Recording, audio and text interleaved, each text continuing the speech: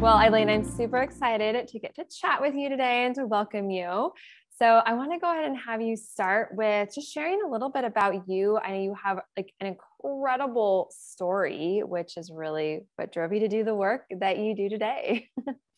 Yeah, well, I've been sick my whole life. Started when I was born, grabbing my head with the forceps and then always walking with twisted hips, running my knees together, wearing special shoes. I grew 9 inches in 3 months. That was like incredibly painful. Then I happened to be walking in a parking lot and got ran over by a car. So I have had structural problems, which led me to the spinal fitness solutions. But then I think when I was about 20 years old, that's the last filling I ever got, but it was a silver amalgam filling. I had immune problems. I had blood cell count. Then I became allergic to everything. I worked in the nuclear power plant construction industry, so I'm around welding fumes and all these things. And so it was a journey after being on medications that weren't working to having that underlying, belief that if my body just had what it needed, it could heal itself. So I was my own guinea pig. I just tried everything, diet, detox. I was eating paleo in the 80s before it was a thing, to control symptoms, and then the candida. I had a real change when it was just one more thing I was going to do, using hair analysis to guide what supplements and what I was eating. And that really transformed my body, enabled me to detoxify, because versus chelation that might rip, these junkyard parts out of our body, your body will freely give them up. So then, if anybody's done any detox, it's like, man, it's hard to live through a detox because you Hexheimer reactions and all this kind of stuff. And so I started, of course, doing saunas and all these gizmos and gadgets and drinking ozonated water to help my body. And then I started creating better widgets, so to speak, to make it easier to use in my life, to be more effective. And it's just like I transformed myself from at one point being allergic to everything that I ate.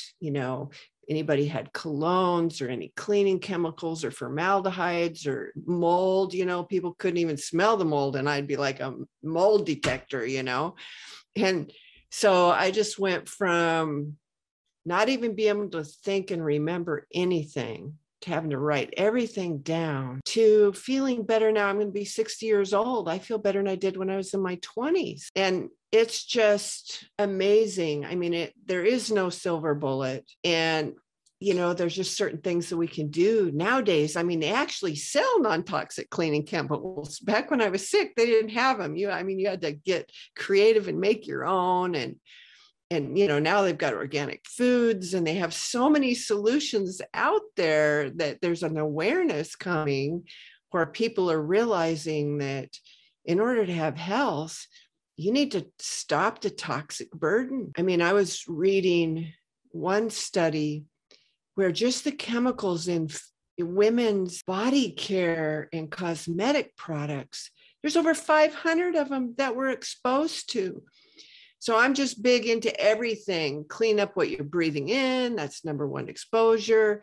Start drinking the right, liquids and adding oxygen to your body and detoxifying your body with ozonated water, putting better skincare on, and then even if we lived in a bubble, we're never going to avoid everything. So detoxification really has to be a daily thing. So, I got an invention that, helps you sweat twice as much in half the time with no preheat. So it's easy to take a sauna with the phototherapy, with the near, mid, far, red light, therapy. So you feel good while you're detoxifying. So yeah, it's just an incredible journey. I know, right? We have things that personally happen to us. And I feel like I resonate with you so much when you're like, oh, so many allergies, reacted to everything, right? Oh my gosh. Yes. Been there, done that. And it is amazing. And I know so many people, that they might get in those situations and they think that they just don't even know what to do, or they go to their doctors and their doctor's like, well, we don't really know what's wrong, or your labs come back normal, right? Because we're not doing the right Yeah. testing. I love you said like the hair mineral analysis. And that's really, really interesting to learn more about that and your body. It can tell so much about your body. So I wanted to ask you to explain a little bit more for our listeners about what chelation is, because I know you had mentioned that versus like, because it is a form of detoxification and it's really hard on the body, and how that can cause Herxheimer's and what that is and like what we should be doing instead. Okay, so there are natural chelators like chlorella, cilantro. I mean, there's pectin, there's charcoal, there's all these natural chelators. Then there are synthetic drug chelators. So the one thing that you have to realize is that chelators are non-discriminatory, meaning they actually pull the bad out with the good. All right. And when these poisons that are in our body are in tissues and organs, we may have reduced function. But when these chelators come along and your body spits them out of the organ and they get in the bloodstream, that's where every imaginable symptom can crop up. And they call it Herxheimer reactions because, it's like they tell you got to feel worse to get better. So it's just the rate at which it's pouring into the bloodstream and how it's not getting out of your body fast enough. Like, I'm a proponent of coffee enemas, dry skin brushing, near infrared saunas, so you can get it out quick. And so one of the reasons besides taking the good minerals with the bad with chelation of why I'm not a proponent of that is because there's a little known adaptation in the body. And people don't realize that your body will use lead for calcium. It's like they're really close together on the table of elements chart. So it's like a junkyard part. It's like if your car muffler's falling off, you might go take some baling wire and, wrap that up. It'll hold the muffler there, but it's going to rattle and, not do so well. But your body does that. So it can actually use lead in place of calcium and get some cellular function, because every cell in our body has an enzyme binding site and it needs a mineral. But by design, just like a car has OEM car parts, is that, your bones, teeth, and nerve fibers are supposed to have 99% of the calcium in our body. And so if it can't use calcium, because a lot of us either have hormone issues or we have exhausted adrenal glands, because when you move a nerve fiber, your body releases elements of calcium. But there's this awesome piece of equipment that's created in us that works, and it's called the sodium calcium exchanger. It takes 3 elements of sodium to 1 element of calcium, but 80% of the population have either adrenal gland insufficiency or adrenal gland burnout.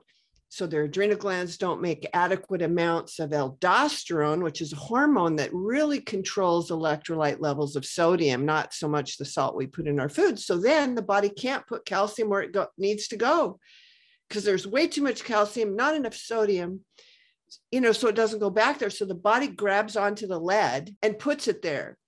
And if we have too many junkyard toxic minerals where the one that we need, the preferred mineral, then we have dysfunction, then we have disease. And so chelation doesn't fix the reason why your body had to grab the toxic junkyard part. So besides taking the good with the bad, you're not fixing the imbalance. So actually you'll weaken your body to where you'll actually collect more than you had before. That's why a lot of people that have done a lot of chelation end up being really weak. They'll feel initially better, but then they get worse. And so I work with a lot of people who've kind of been down that road. I've been down that road, and it's just better to mineralize the body, kind of like a farmer. Okay, a farmer does a soil test. Right now we're hearing that zinc and vitamin C and this and that are all good for us. But what they don't look at is the law that governs all of planet Earth for animals, humans, and plants. See, a farmer does a soil test to figure out how much nitrogen to put on the soil, But putting nitrogen on the soil does not raise nitrogen in the plants. Nitrogen releases calcium. So likewise, taking zinc lowers sodium and raises potassium.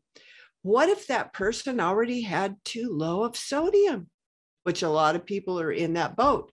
Then it will slow down the rate at which your cells open up to let metabolic waste out and to take nutrients in. So then it becomes more like a petri dish. You're more prone for infections.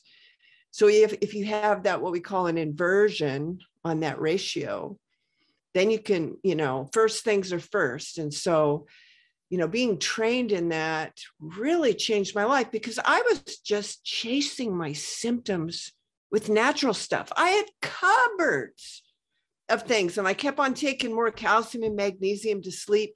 And then I developed really bad joint pain because my body couldn't put my calcium where it needed to go. So it went in the joint. So now I not only have a cell that should have calcium now as lead, but then I forced calcium into my joints and caused another problem. And then the mineral that was supposed to go there gets displaced somewhere else. And pretty soon we're just a jalopy. We're like somebody refusing to replace their alternator. So they're jumping their battery all the time, driving their car without the headlights. And so we're just looking for things, but our body just needs, high density nutrition. And our food is so depleted of it now because of the soils. Even the USDA analyzed food from the 40s compared to now. And you wonder why people have cravings.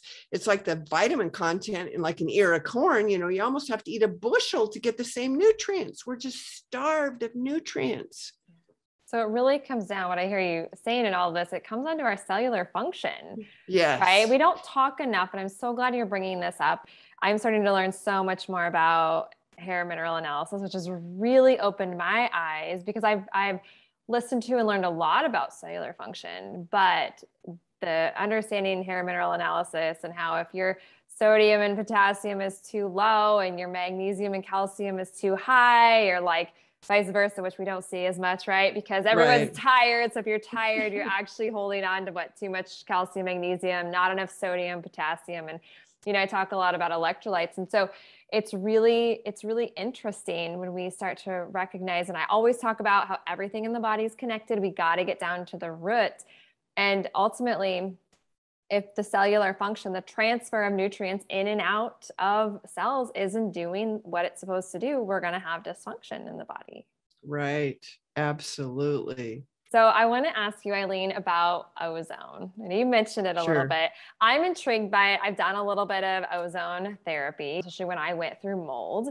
And I know you talk about it from a healing perspective, drinking ozonated water. And I'm really interested because I've never heard anyone talk about using it for your plants. And I was like, ooh, that's exciting to me that we could use it for plants and not have to worry about, even when you're trying to do everything natural, right? Right. Still, then if you don't have to put anything on your plants but ozonated water, right? Like that's really cool to me. So anyway, I want to just, let's talk to us about ozone. And like, I guess the first thing we should probably do is can you talk about what ozone is for those listening? Because I bet very few probably don't know what ozone is.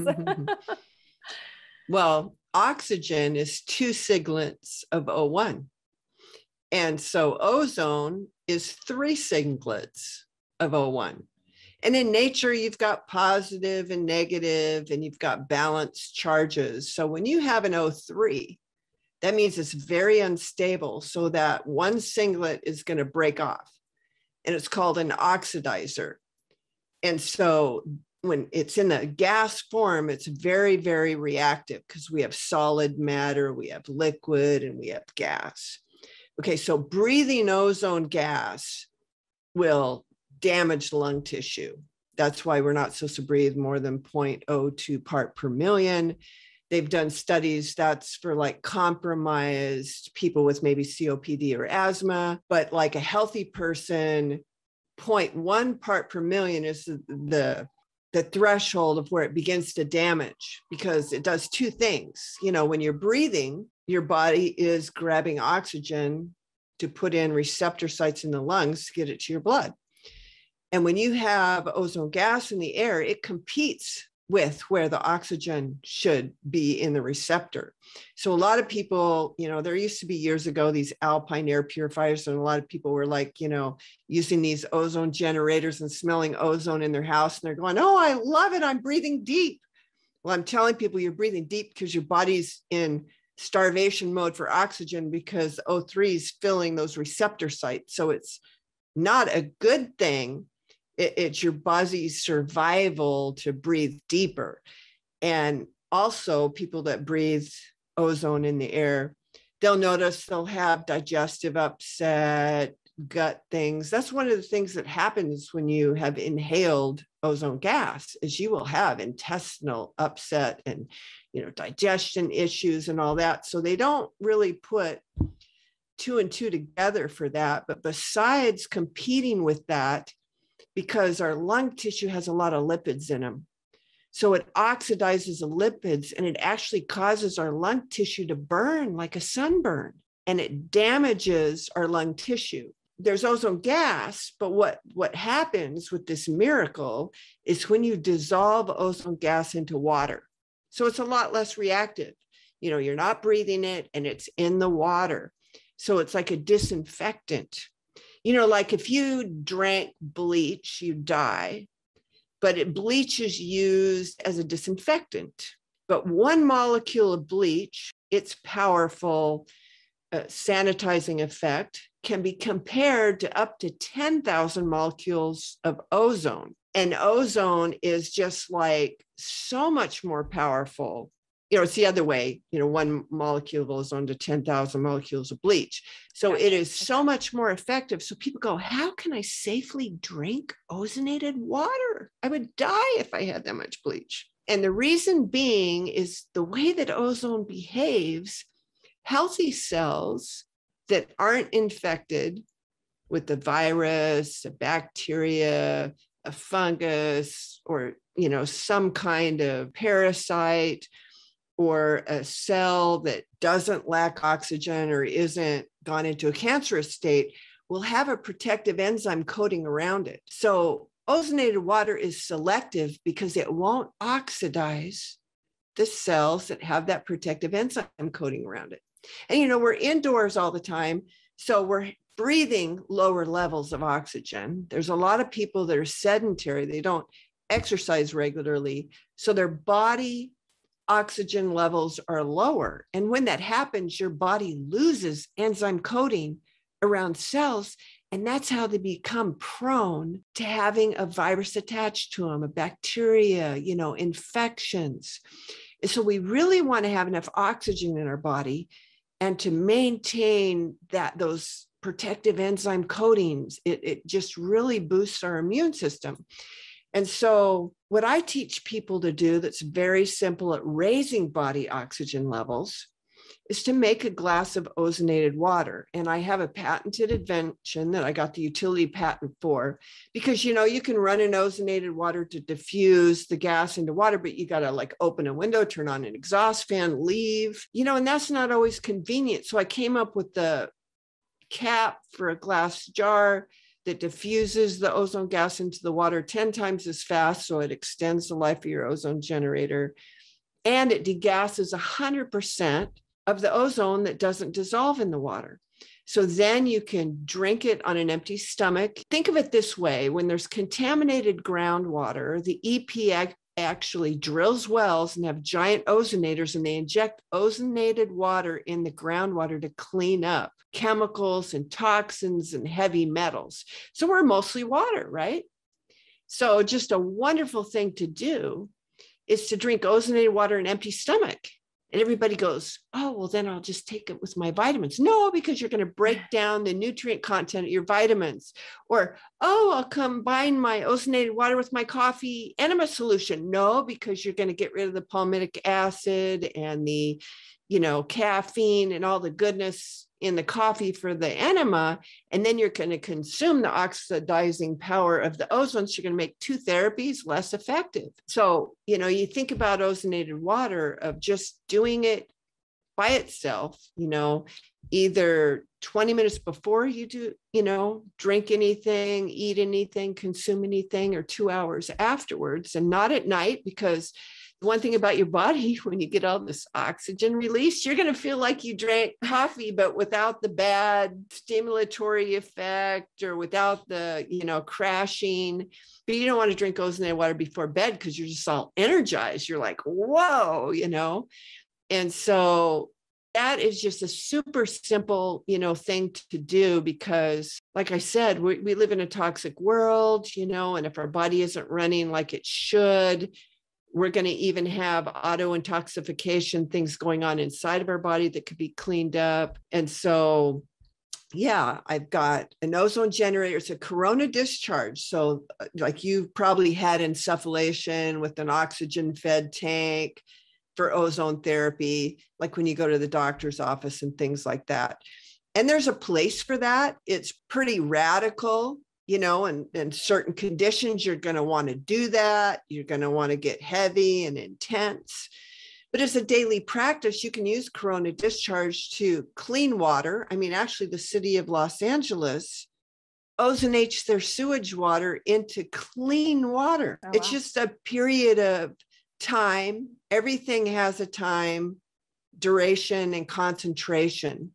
The little machine that I have will make, 1.5 part per million. But to keep it in perspective, like, for food poisoning, we have Listeria, E. coli, Salmonella, we have parasites, and it takes 0.1 part per million at 15 seconds exposure to kill E. coli. Oh, wow. So here's a machine that you can make in 5 minutes about 1.5 part per million, in cold water. So it's like liquid sanitizer. Corona can't live. Nothing will mutate against it. So it's not like using antibacterial soap where we're creating superbugs. Oh, yeah. So you can use it to clean counters and everything else. And how it benefits plants, because a lot of plants have like powdery mildew, on the outside, they've got larvae, and with spraying ozonated water on your plants early, they did a study on cucumbers and onions where they used ozonated water, and it pretty much eradicated the powdery mildew. And as a side effect, the plants grew 40% larger. So for the same land, they were able to harvest more produce. And when you spray early and often, the insect eggs, ozonated water is not going to kill a bug that's hatched. And, if you don't start early in spraying, you're going to have eggs that it can't kill. But, if you just start misting and everything else, it's like a Fowler feed of oxygen to help these plants grow. And so a lot of people, I've got a machine that you just screw a hose onto and you screw a hose out of, and they'll like fill a bucket. And then you use these airless paint sprayers and they just clean all their plants. I do it on my garden. I've got like a patio garden and everything. And it just really helps the plants. And even for cleaning dog kennels and washing dogs. And it's just amazing when you have ozonated water, because everything's like clean and yeah. Yeah, no, I think it's really exciting stuff to learn more about. Like I said, I've done a little bit, but haven't, drank a little bit and done some different things with ozone. I think it's really fascinating. I know there's some really incredible research out there. I know it's not super easy to access. I was going to ask you that, because I know when I've looked into ozone, it's typically like a couple $1,000s, isn't it, to get your oxygen and everything you've got to do to set up the whole system. Is that correct? Or do you have something that is less expensive?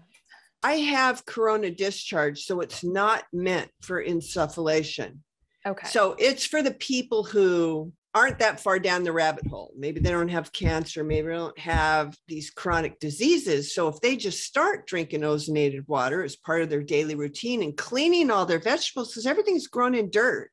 So it's going to have microscopic insect larvae, parasite larvae, all this kind of stuff that we're going to be ingesting. It's like a straw on the camel's back. So if you can have clean food, I mean, I would not be afraid at all if somebody ate a bowl of strawberries or half the bowl of strawberries and got E. coli and died. I would clean the rest of them with ozonated water and I would eat them and I would not get sick because of the sanitizing effect of it. So you can pretty much eliminate, foodborne illness. And the aspect when you clean your food, vegetables, meats, everything in ozonated water, then it's going to last longer.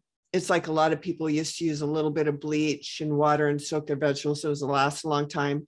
Well, doing the ozonated water, you're not going to have the toxic byproducts that you do with chlorine bleach. And so who uses bleach to clean their vegetables? I've never heard that. You should use white vinegar, if nothing. Well, yeah, there's people that'll put like a quarter cup or an eighth of a cup in a gallon of water and they'll throw their vegetables in there and it will cause them to last twice as long because it kills the mold and all the stuff on the outside of them. But yeah, so. Oh, I wouldn't dare touch bleach. Oh my gosh, I can't even stand the smell of it, let alone thinking about putting it on my food. Oh my gosh. I know. Okay, so I have a question with this because this is exciting stuff. But so my question is, I feel like, okay, maybe there's a time and a place, right? Or, can we do too much, right? Because we know like, getting exposure to germs and having, we talk about like kids nowadays, right?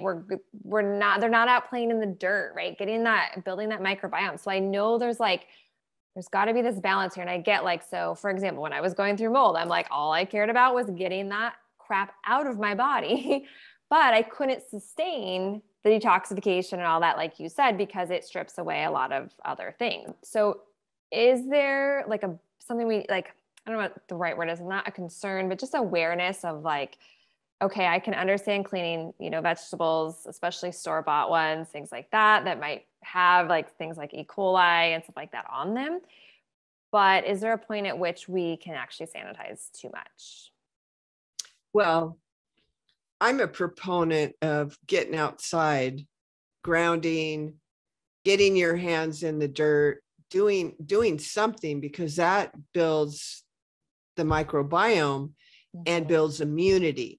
So as far as you don't want to be sterilizing everything for all your kids and that kind of thing, but now we've got the whole Corona deal so that kids just need to be outside more and exposed and be going barefoot. But then with ozonated water, because, there's no benefit to having parasites in your body. So you're going to have, if you grow your own, you're going to have parasite library on them. You need to clean them well. So if you're going to clean them anyway, instead of using like a Lugal's iodine wash, you can just make your ozonated water and clean them. And it's, more effective. And, once you have the generator, you're just making it and using it because it only lasts 20 to 30 minutes.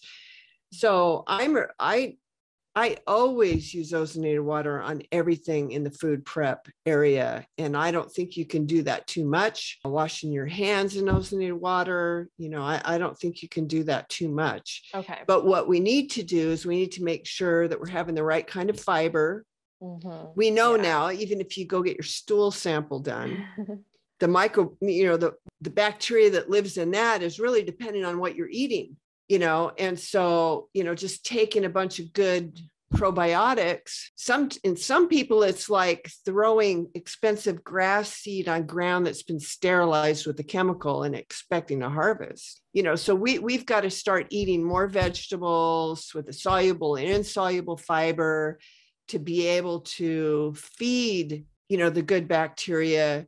And, after we've been eating certain things for a while, then our microbiome, comes back.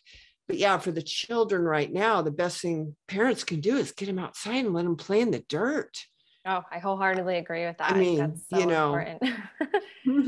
So I have a question in regards to, do you do any skincare products with ozone? Do you add, because I've used some products with ozone in them. So I'm curious, like from it, like if you, I don't know, like just do you do anything like that? Just to share more about that. I don't make them because to make the ozonated olive oil and stuff like that, it takes over like a week. And it's, you have to have special machines and to degas and all that kind of stuff. And, I don't use that. There's actually a microbiome on your skin too. And Oh, so, right. Yeah, for infections and injuries, that's amazing. But to use it on your skin all the time is going to deplete the good guys that you want to have on your skin. So we have a whole skincare line, and it's based on ancestral type skincare off of rendered cow kidney fat. A cow will have like 300 pounds of fat, and most tallow products that you buy in the market, you smell like a hamburger running around. It's not very good. So we have a special way that we very low temperature render the fat, and we get it from a group of farmers that we know. So the animals have never had any antibiotics or hormones or shots. Some of them are organic. I just can't get enough, because out of that 300 pounds, there's only about 10 to 15 pounds of fat on a cow. And then when you render that down, you only get a third of it. So it's a very expensive proposition to have it rendered properly and filtered. But we've got balms, lotions, and deodorants. And if you look at our reviews, they're all 5-star. So it's like tremendous. So Eileen, is it because of like the enzymes and things that are in the fats, or what is it about? Because I've actually never heard of this, and I'm very intrigued. I always love learning new things. So what is it about it that's so good? There's fat soluble vitamins. And like, even if you accidentally got butter on your skin, do you see how quickly it absorbs in there? So the animal fat actually really, really absorbs into deeper layers of your skin, but it's super nourishing with the fat soluble vitamins. And there's natural antibacterial properties to it, along with anti-aging properties. And I mean, I've even had vegans who've had like medications, prescription ointments would not solve their problem. You can read the product review on there, how it cleared up their skin and healed them, because it's going deep and penetrating. And most of all the oils and essential oils in it are organic. There's only a few that aren't. And it's just a really clean product that works. We started out with deodorant, actually, because, you can go buy all these natural deodorants, but you're like stinking all the time, or maybe some of them work, but none of them work for my daughter. Yeah, it's hard. It took me a long time to find a good natural one. And so we worked and we worked and we worked. And I've actually had women that were on prescription antiperspirants that nothing would work, even the prescription strength. And it just solved the problem. So in yours, it's all from the base, like the base ingredient is the fats.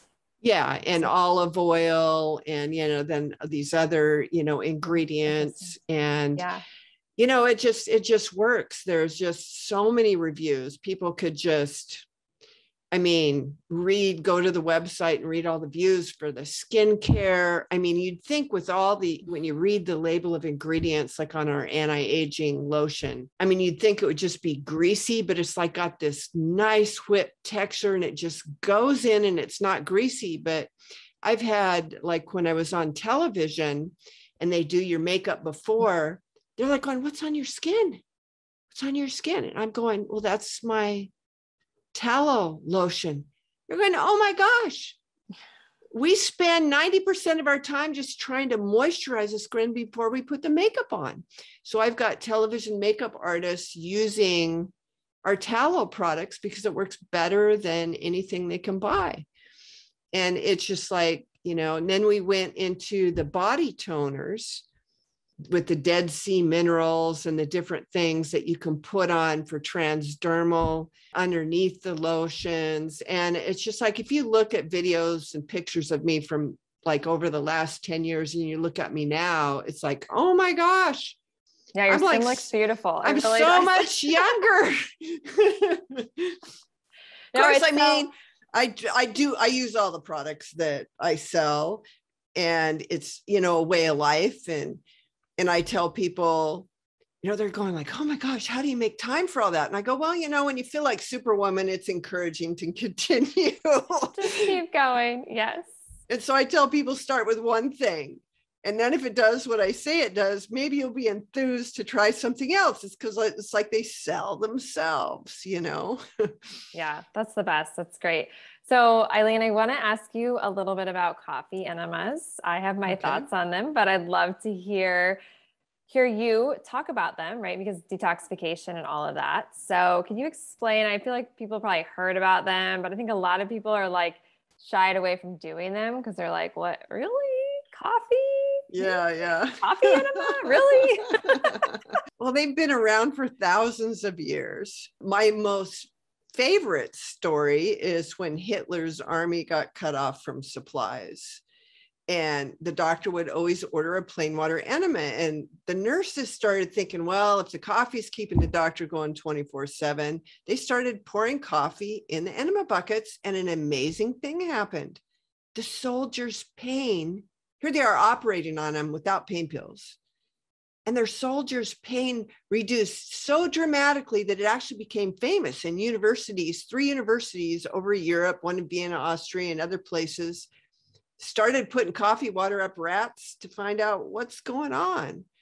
And what happened within 12 minutes, all the palmitic acid and caffeine, so yes, you have to use caffeinated coffee, vanished from the rectum. And the body had amazing results because that goes up the portal vein. It's like your intestinal tract has, like if you pull up a tomato plant, all these little roots.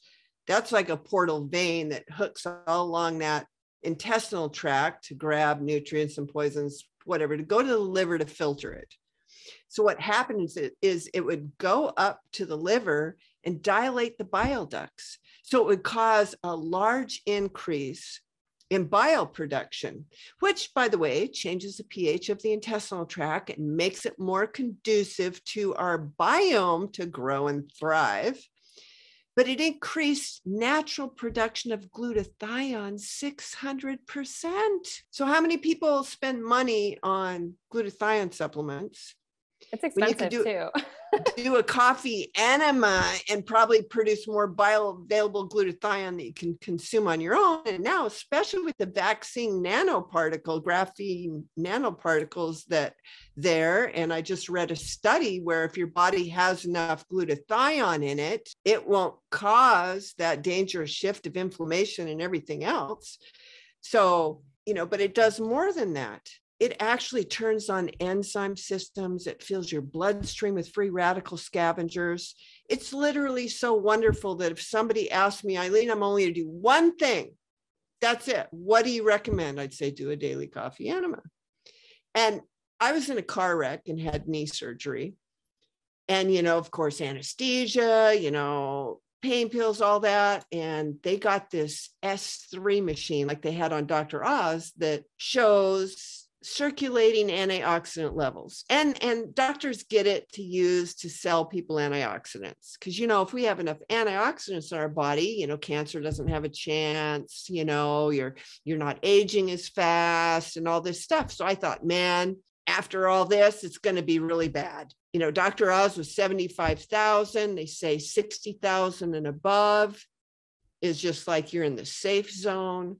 Most of his audience, he had them in color-coded shirts based on their antioxidant levels. And it's like most of them, it was just really bad, And so I put my hand on that thing and it was 80,000 units higher than Dr. Oz. And the rep was going, well, what antioxidants do you take? I'm going, well, I don't.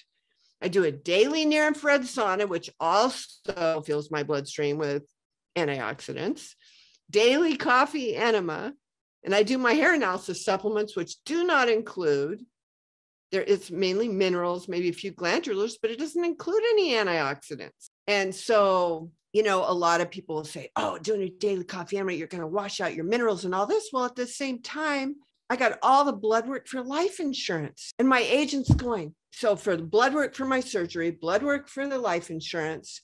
I mean, I was just like perfection right down the middle, just absolutely perfect. And the guy's going, oh my gosh, what are you doing? Daily coffee enemas, near-infrared saunas, blah, blah, blah. And I got the healthiest class of life insurance you can qualify for. And he said in the history of their office, nobody's done that. Okay, so I have a question. So I've not done coffee enemas, in part because I'm always wondering, in the sense, like, I know there's a spot in the colon, right? They say that's like the trigger spot to increase the bile, right? But I don't know. I haven't fully been sold on them. And my other question is, well, if, so many people are constipated and not excreting, so what if you then release a bunch of bile and we're releasing a bunch of toxins and we're not actually getting rid of them? I don't know. I just have some questions, just because I'm like, Sure, I'm not an expert on this, but I've been well aware of them. They're highly recommended in my FDN practitioner community. And so, yeah, I don't know. I'm just always kind of intrigued and curious to learn more. Well, I always give people the 2-week coffee enema challenge. Okay. And then I tell them I'll never ask them to do them again. Bottom line, because they sell themselves.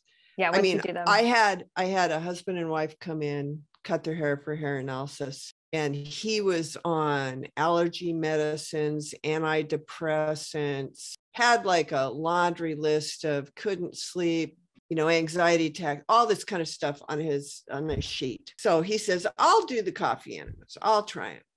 And so they come back a month later and I'm telling them about the hair analysis supplements. You cannot take very many of them at all because we're going to ease into this. And 80% of that guy's symptoms were gone, vanished from doing the coffee enema. Doing the coffee enema alone before starting anything else. And he says, no problem. I'll just do 2 coffee enemas instead of 1. He was so confident in how well it would make him feel. But, they've been scientifically tested so much as far as the benefits. And the reason why people are constipated is because they have underactive adrenal and thyroid glands, because your body converts electrolyte sodium levels into hydrochloric acid. So constipated people have even, inadequate digestive juices to really digest their foods. And usually somebody who's a slow oxidizer has toxic levels of copper and a bad zinc copper ratio, so that you're going to have an overgrowth of candida, which further, with the biofilm is going to cause constipation. So then they don't have the right gut flora and everything like that. And so a lot of people fighting constipation, and because my zinc copper ratio when I started was a 38. This was in 2011. Ideal's 8. I've only seen one person with a higher zinc copper ratio than I had. So I had just prone to allergies, constipation, candida. So over the years, as my ratio would beginning to improve, my digestion would begin to improve. But what you don't want to do is having your waste stick around in your intestinal tract, because that's a membrane. Absolutely not, right? We got to excrete that stuff out for sure. So that membrane will reabsorb. That's that autointoxication that I was talking about. Will go in there and put extra poisons. And candida is an organism, so it excretes stuff that is like acetaldehyde. That's what you get from a hangover. So why do people that are constipated that have candida feel so bad? Is because they're like, they got this brew going on here, and they're like living with the effects of a constant hangover. And so when you can get that out, and it doesn't make you, so some people, till they get their endocrine system squared away, till your body's producing the hormones and you're rebuilding all that, maybe they might, when they do a double back-to-back coffee enema, they might not eliminate at another time of the day, but that's okay, because you're not auto-intoxifying your body and all these kinds of things. You're changing the pH, you're doing all this good things in your body so that you can heal, by changing your diet, getting the right soluble and insoluble fiber to get the good guys living. So it's a process. But a lot of people, to lay down, some people with their backs, they can't lay down. Some people with their knees, they can't get up. And when you do, you don't have bowel control to hold that. You're going to fill up and you're not going to be able to hold it 12 minutes. Yeah. So I would teach people, expect to leak out all over, be a mess, get a catch bucket, and I mean, by the time 2 weeks rolls around, you'll be a pro, you'll have bowel control, you'll be feeling good, you'll be able to hold it longer. So then I came up with an invention. Yeah, I want to hear about this because you're like doing it with less mess. I think that's part of where I'm like, I do a lot of things. And Eileen, I do a lot of crazy things, but haven't been sold on the whole coffee enema, dealing with all of it, making sure. I'm just like, oh, it sounds like a lot. Now I have a glass jar with the handle, with an adapter, with a pump. So you fill it up with your solution and then you prime out the air. Then you can stand up in the shower. So it's a stand up, no mess. You fill in however much, you can rub your stomach and all that. There's no laying down on the side. You can lay down if you want, but most people aren't going to want to. They're going to like enjoy a nice shower. And then when you're ready to eliminate, you hop out and jump on the toilet. Then you get back in the shower and it's super simple. Now, no one has an excuse because I took all the mess out of it. It's easy, So I give the 2-week coffee enema challenge. Okay, well, and they sell themselves. Well, they Eileen, do. I will have to say, okay, one of these days I will give it a try because that sounds more appealing than the whole bucket, laying down, dealing with the whole thing. I mean, yeah. And we have instructions on, of course, how to assemble it, but we have instructions on the different ways to make coffee and the types of coffee. Yeah, because that's important, and you want to make sure your water is clean, and it's like there's really important details that you need to be aware of, and make sure it's not hot, and like all that. Yeah, stuff. well, I use room temperature spring water. Okay. I fill that up, and then I drink 1 cup of coffee a day, and I like percolated coffee, and I use organic, fresh roasted, because everybody now with coffee, who doesn't have a fresh coffee bean roaster in their town? You can literally go and order green coffee beans to be roasted and pick them up the next day. Yeah, Instead of buying something on the shelf that's been there for who knows how long, collecting mold or anything like that. And okay, so Eileen, I have a question because I don't know of a local coffee place around here. Everybody sells. I don't know where they get it. I live in Iowa. We don't have, it's not as big of a deal. Like when I was in Orange County, oh yeah, every corner, right? So do you order from a place, that you can get a fresh, you can, and start getting that kind of coffee, or what do you recommend? There's another brand. I have somebody who said there's another brand of coffee that they recommended to me. I have not tried it. It's one, I think it's called like Purity or something like that. That is actually, like that is the brand that I was last recommended because of all the testing that's done on it. So you don't have any of the, toxins or anything like that. And yeah, that was Purity. That was the brand that they recommended. Yeah. Okay. Good to know. So Eileen, this is amazing. I love having these fun outside the box conversations where we all learn more good stuff and add tools to our toolbox. And so hopefully everyone listening maybe is a little intrigued to, just learn a little bit more, maybe try something. And well, Eileen, thank you so much. This has been very educational and eye-opening. And yeah, I'm really excited for everyone to listen. So thank you. Well, thank you for having me.